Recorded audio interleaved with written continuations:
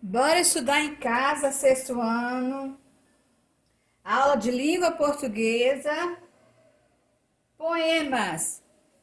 Capítulo 1, página 42. Esse conteúdo se encontra no livro de vocês, certo? Então vamos lá.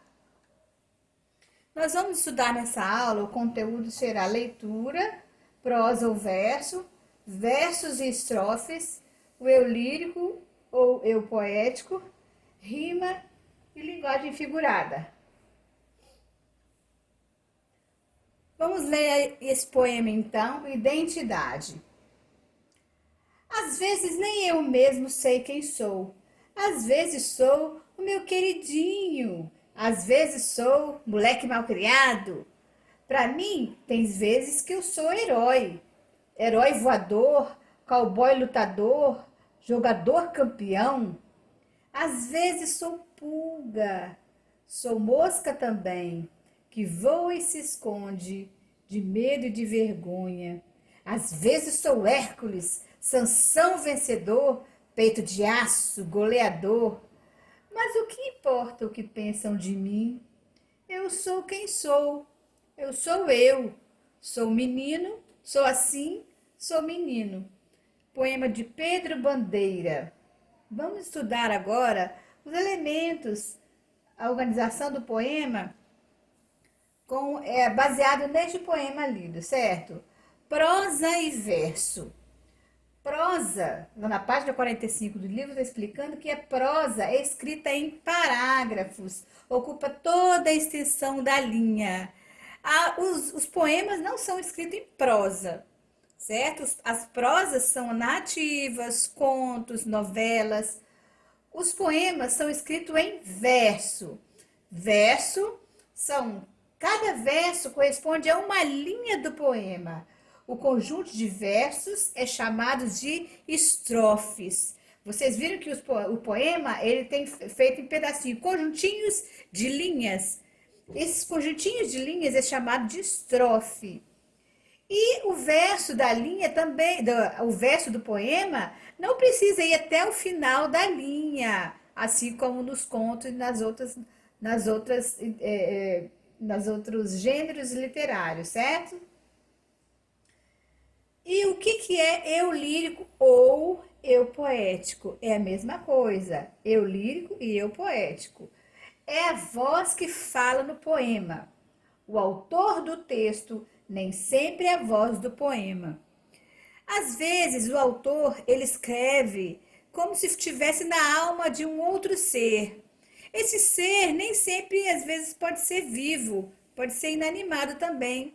O autor ele se coloca na alma de uma outra pessoa. Um homem pode escrever como se fosse uma mulher ou como se fosse uma criança. Ali, por exemplo, ele está na voz de uma criança que está falando. Eu sou menino, mas na verdade o autor que escreveu não é menino. Então ali o eu poético é uma criança. E às vezes também pode ser até mesmo um objeto. Alguém falar como se fosse um objeto pensando, né? Como se isso fosse possível. E isso é chamado de eu lírico ou eu poético. Rima e linguagem figurada. A rima no poema, ela ocorre no meio ou no final dos versos.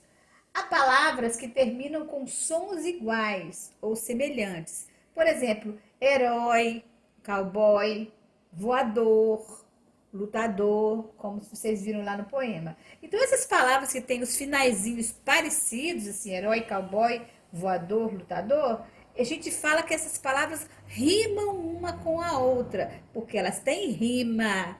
Então, elas têm rima, então a gente diz que elas rimam uma com a outra. Isso nós encontramos muito nas formas poéticas.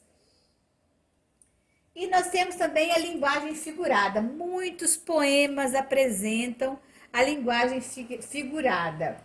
A linguagem figurada são expressões que necessitam de interpretação. Quer dizer que as palavras dessa expressão, elas não são facilmente entendidas no sentido real, não é usado no sentido real das palavras, certo? Então, ela precisa ser interpretada. O que quer dizer isso? Vamos lá no poema novamente. Às vezes sou pulga ou sou mosca também. É assim que o eu poético, lá no poema Identidade, está dizendo. Às vezes sou pulga. Mas ele se transforma numa pulga? Não, certo? Mas ele se transforma numa mosca? Também não. Isso aí é para fazer uma reflexão nos sentimentos de uma criança. Às vezes ele pode se sentir menor, ele se sente frágil como uma pulga, ele se sente pequeno, ou às vezes até mesmo insignificante por causa do que ele pode fazer como criança, certo? Uma criança às vezes tem que se submeter a muitas coisas, então é isso que o eu poético está dizendo ali. Ele se sente pulga ou mosca por causa das muitas vezes a criança se sentir muito pequena e incapaz de fazer muitas coisas que adultos fazem. Então, a essa língua, como ele se colocou como pulga, é chamado de linguagem figurada. Então, a gente fala assim, ele falou, sou pulga, no sentido figurado. E aqui, gente, nós estamos terminando nossa aula. Eu espero que você tenha aprendido muito com essa aula. Se você gostou, deixa um joinha e até a próxima. Tchau!